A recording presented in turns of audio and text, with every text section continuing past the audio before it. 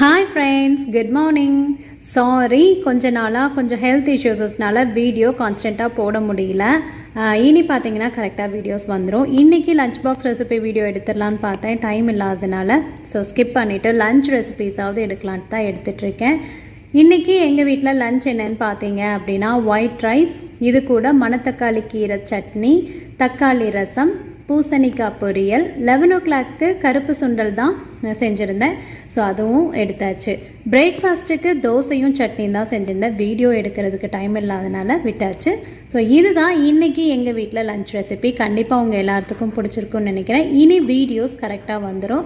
So மறக்காமல் பாருங்கள். பார்த்துட்டு சேனல் பிடிச்சிருந்துச்சின்னா லைக் பண்ணி ஃப்ரெண்ட்ஸ் எல்லாத்துக்கும் ஷேர் பண்ணுங்கள். அப்படியே உங்களோட வேல்யூபிள் கமெண்ட்ஸை கொடுங்க.